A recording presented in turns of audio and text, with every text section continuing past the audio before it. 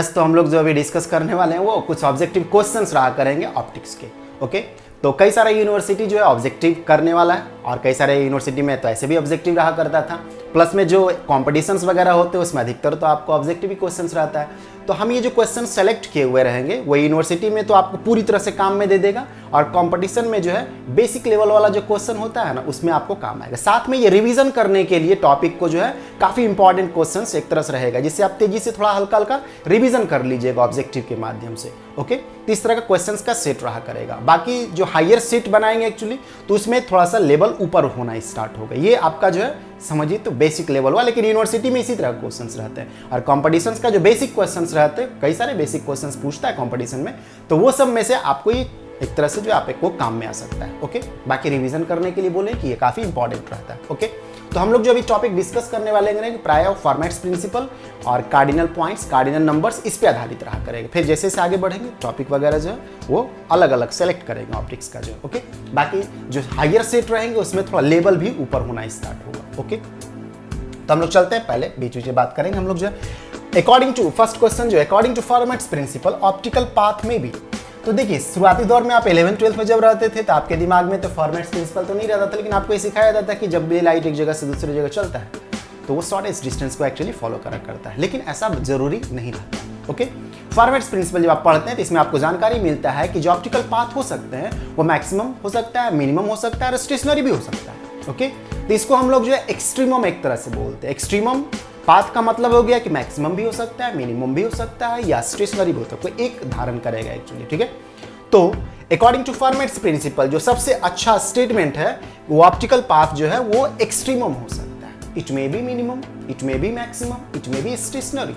Okay, तो इसको एक साथ कलेक्टिवली बोलने का मतलब होता है एक्सट्रीमम। ओके, तो फॉर्मेट्स प्रिंसिपल के हिसाब से ये रहा करता है। ये बात आपको जो है 11th-12th में नहीं समझाया जा सकता था, ये बात आप ग्रेजुएशन में ही सीखते हैं एक्चुअली। ओके, तो आपका जो ऑप्शन हो जाएगा, तो आपका जो ऑप्शन हो जाएगा इसका थोड़ा सा कलर चेंज कर ले रहे हैं ताकि आपको मालूम चले कि किससे एक तरह से क्या कलर कर ले। तो इसको कर ले रहे हैं। ओके, ये दिख रहा होगा, तो एक्सट्रीमम आपको हो जाएगी। ओके, सेकंड क्वेश्चन जो है optical path is defined as product of geometrical path and optical path. Optical path पूछ रहा है कि ऑप्टिकल पाथ क्या होता है, प्रोडक्ट होता है किसका, ज्योमेट्रिकल पाथ और किसका, refractive index of the medium, specific heat. ये स्पेसिफिक हिट तो यहाँ पे ऐसे भी नहीं आना चाहिए, तो लॉजिकली गलत हो गया। Optical length none. तो आप जान लीजिए कि जो ऑप्टिकल पाथ रहता है वो geometrical path, okay, and refractive index of the medium, जिस मीडियम में लाइट चल रहा है ना उस मीडियम का रिफ्रैक्टिव इंडेक्स और into geometrical path is equal to optical path होते हैं। तो ऑप्शन क्या हो जाएगा, ये हो जाएगा। देखिए इधर उधर ही छटपटाने लगता है, तो ये आपका हो जाएगा। नेक्स्ट जो क्वेश्चन से आपका रहेगा वो cardinal points consist of. Cardinal points जो है किससे कंसिस्ट रहते हैं, तो 6 कार्डिनल पॉइंट्स एक्चुअली रहा करते हैं, जिसमें से 2 फोकल लेंथ का हुआ करता है, मतलब 2 फोकल पॉइंट्स आप इसको बोल सकते हैं। एक तरह से लेंथ नहीं बोल करके इसको हम लोग को पॉइंट बोलना चाहिए, एक तरह से जो इसको पॉइंट बोलना चाहिए। ओके, इसको हम लोग पॉइंट बोलते हैं, इसको पॉइंट बोल देते हैं। ठीक है, इसको लेंथ बोलना उचित नहीं रहेगा, इसको पॉइंट बोलते हैं। हालांकि फोकल पॉइंट से रिलेटेड जो है रिलेटेड फोकल लेंथ होते हैं, लेकिन हम लोग अभी पॉइंट के बारे में बात कर रहे हैं ना। 2 focal points, 2 principal point, 2 nodal point. ठीक है, क्या होते हैं कार्डिनल पॉइंट, तो ये 6 वो जो पॉइंट्स है ना, 2 फोकल पॉइंट, 2 प्रिंसिपल पॉइंट और 2 नोडल पॉइंट, ये सभी जो होते हैं कार्डिनल पॉइंट्स हुआ करते हैं। 6 कार्डिनल पॉइंट्स होते हैं। तो इसमें क्या हो जाएगा, लास्ट का ऑप्शन हो जाएगा, ऑल ऑफ देम हो जाएगा। Okay, all of them, all of them. In a lens और लेंस सिस्टम, किसी लेंस या लेंस सिस्टम में जो है नंबर ऑफ कार्डिनल पॉइंट्स कितने होंगे, 6। अभी जस्ट बताया गया, 2 फोकल पॉइंट, 2 प्रिंसिपल पॉइंट और 2 nodal point. Okay, 6 cardinal point हुआ करते हैं। ठीक, उसके बाद जो है pair of conjugate point on the axis. अब कुछ लोग के दिमाग में लग रहा होगा थोड़ा बहुत कार्डिनल पॉइंट्स वगैरह एकदम नहीं पढ़ रहेगा तो फिर ऑब्जेक्टिव नहीं बनेगा, थोड़ा बहुत पढ़ा हुआ रहना चाहिए।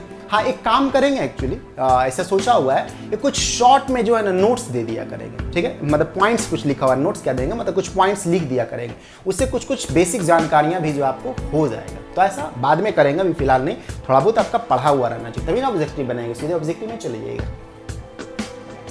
तो इसके बाद जो है आपका जो क्वेश्चन है, pair of conjugate points on the axis having unit positive angular magnification. Unit positive angular magnification बोल रहा है, इस लाइन को आप ध्यान दीजिए। Unit positive angular magnification. तो वैसे कंजुगेट पॉइंट जो होते हैं, कंजुगेट बोलने का तो दोनों एग्जिस्ट करेगा, ओके।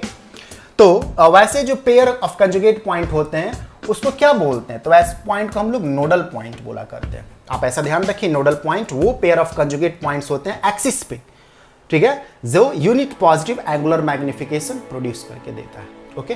तो ऐसे पॉइंट को हम लोग नोडल पॉइंट बोला करते हैं।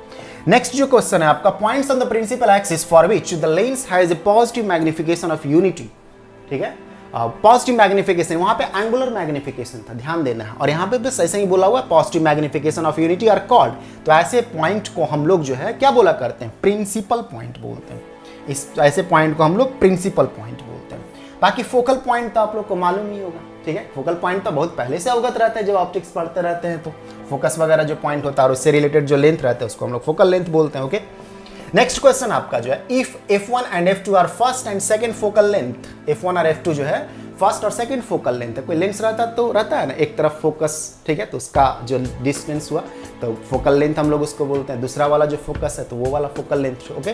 तो बोला जा रहा है कि if f1 and f2 are first and second focal length, x1 is the distance of the object from the first principal focus and x2 is that, मतलब इज दैट बोलने का तो distance of the image from the second principal focus, then Newton's formula, Newton's formula आपसे मांग रहा है।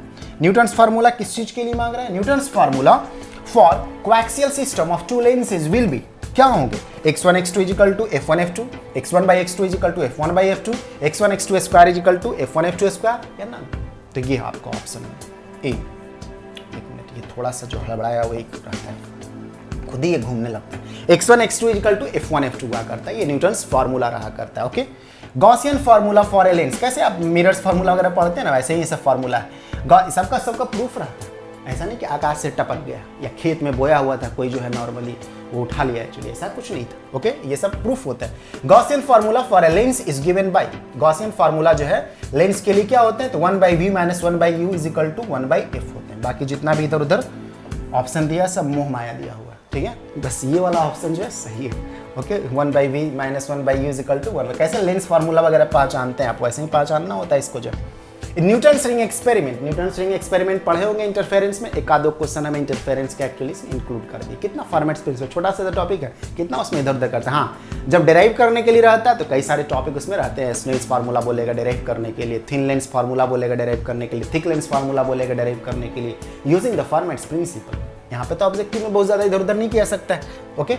तो हम लोग कुछ इंटरफेरेंस का भी टॉपिक इसमें रख दिए। In Newton's ring experiment with the order of ring fringe width, यदि ऑर्डर बढ़ाते जाते हैं, first order, second order, third order, तो जो विड्थ है किसका? फ्रिंज का, ठीक है। जो सर्कुलर टाइप का फ्रिंज बनता है ना, पढ़े ही होंगे, तो उसका विड्थ जो है क्या होगा? तो घटने लगता है। जैसे जैसे हायर ऑर्डर वाला फ्रिंज लीजिएगा ना तो पतला होता रहता है, ठीक है, तो घटने लगता है। तो ये क्या हो जाएगा ऑप्शन में? डिक्रीजेस, बी हो जाएगा, okay. Michelson interferometer was originally design to test, Michelson interferometer वास्तव में किस लिए डिजाइन किए गए थे? भले हम लोग इस्तेमाल करते हैं उसको ऑप्टिक्स में, कई सारे मतलब ऑप्टिकल मेजरमेंट करने वगैरह के लिए करते हैं, ठीक है, लेकिन जो उसका डिजाइन किया गया था वो आप बहुत पहले जब आप रिलेटिविटी पढ़े होंगे एक्चुअली, तो उसमें आपको जो है जानकारी दिया गया होगा, ओके। तो रिलेटिविटी में हम लोग क्या पढ़े थे? एक तरह से जो माइकलसन मॉरले एक्सपेरिमेंट, उसमें माइकलसन इंटरफेरोमीटर का इस्तेमाल होता है, ओके। ये अलग बात है कि माइकलसन इंटरफेरोमीटर ऑप्टिकली रूप से अब ज़्यादा एक तरह से यूजेबल, एक तरह से आप बोल सकते हैं कि इंस्ट्रूमेंट रहा करता है, ओके। लेकिन जो शुरुआती दौर में इसको डिजाइन किया गया था, किस लिए किया गया था, वो क्वेश्चन पूछ रहा है।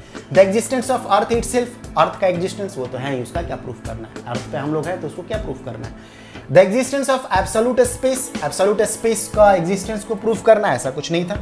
The existence of matter on अर्थ, एक मिनट जस्ट जो है, एक मिनट, इसमें जो है ना कुछ ऑप्शन उस तरह से रखा हुआ है, उसको ध्यान देना होगा। The existence of matter on earth and none, the existence of absolute space, इसमें एब्सोल्यूट स्पेस इसमें ज़्यादा ओपन होकर के जो एक्चुअली नहीं बोला हुआ है, तो इसको आप अब इसी ऑप्शन में से आपको चुनना है। ऐसे देखा जाए तो ईथर का जो एग्जिस्टेंस था उसको प्रूफ करने के लिए, टेस्ट करने के लिए माइकलसन इंटरफेरोमीटर का इस्तेमाल किया गया था, जिसको हम लोग मॉरले माइकलसन एक्सपेरिमेंट बोला करते हैं।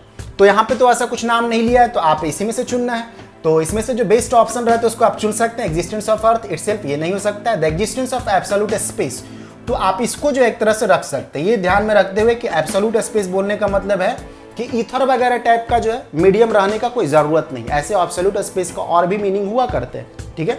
जैसे रिलेटिविस्टिक इफेक्ट के रूप में देखा जाए तो कई सारे उसके और भी मीनिंग हुआ करता है, तो उसके बारे में मतलब जो है हम लोग नहीं लेकर के, इस बारे में लेकर के एब्सोल्यूट स्पेस मतलब ईथर वगैरह से मुक्त एक तरह से जो है स्पेस है, okay.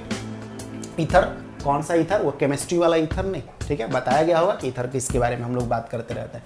The existence of absolute space यही रहेगा। The existence of matter on earth, matter तो अर्थ पे रहता है, इसका क्या प्रूफ करना है, नन। तो इससे बेटर ऑप्शन को चुनना है तो बेटर ऑप्शन में आप इसको चुन सकते हैं, जिसमें एब्सोल्यूट स्पेस का मतलब वो कुछ उस तरह का स्पेस नहीं लेना है जैसा कि नॉर्मली हम लोग जो है जनरल थ्योरी ऑफ रिलेटिविटी वगैरह में कंसिडर करने लगते हैं, ओके। यहाँ पे जो कहने का होता है ईथर फ्री स्पेस एक तरह से बोला जा सकता है, ओके। तो इसी ऑप्शन को चुनाव करना जो है सही है। यदि ईथर का कहीं ऑप्शन दिया रहता है कि ईथर का टेस्ट करने के लिए, जिसमें से एक तरह से वो नेगेटिव आया था, तो फिर हम लोग उसको चुनाव कर लेते। तो ऑब्जेक्टिव बोले ना कि जो बेस्ट ऑप्शन रहता है उसको चुनाव करते हैं, ओके। तो यही 10 क्वेश्चंस थे ऑप्टिक्स के जो है, जो कि एक तरह से बोल सकते हैं ये बेसिक लेवल के क्वेश्चंस रखा हुआ था, ओके। तो इसमें आप फॉर्मेट्स प्रिंसिपल क्या होता है हल्का सा रिकैप कर लिए एक्चुअली जो है, और भी कुछ टॉपिक्स जो थे कार्डिनल पॉइंट्स, कार्डिनल नंबर वगैरह का हल्का रिफ्रेश हो गया एक्चुअली। और ये सब इंपॉर्टेंट क्वेश्चंस रहते हैं यदि आप यूनिवर्सिटी वगैरह का एग्जाम दे रहे हो तब। बाकी कंपटीशन में बेसिक क्वेश्चंस कुछ रहते ही रहते ही अच्छा खासा रहता है इसे, ठीक है। तो उसमें आपको काम आ सकता है, ऐसा तो नहीं कि यही आएगा, लेकिन आ सकता है। एक एक क्वेश्चन वहाँ पे इंपॉर्टेंट रहा करता है, कहाँ से पूछेगा क्या पता आपको, जो है सिलेबस के अंदर जहाँ मर्जी वहाँ से वो पूछ सकता है, ओके। तो यही रहने दे रहे हैं, नेक्स्ट में हम लोग जो है कुछ दूसरे टॉपिक ऑप्टिक्स का ही जो है एक तरह से कंसिडर करेंगे। तो अच्छा से रिवाइज करते रहिए, हम ऑब्जेक्टिव वाला भी सीरीज जो स्टार्ट कर दिए हैं। बाकी जो है हायर टाइप का जो क्वेश्चंस रहा करेगा उसको भी कंसिडर करेंगे। पहले हम जो है बेसिक लेवल वाला जितने रहते हैं उसको हम पहले कंप्लीट कर दे रहे हैं, ताकि उससे क्या होगा सबको काम आ जाएगा, यूनिवर्सिटी में भी, कॉम्पिटिशन्स के बेसिक में भी, जो रिविजन कर रहे हैं उनको भी काम में आ जाएगा, ओके। तो यही रहने दे रहे हैं, इसके बाद हम लोग मिलेंगे।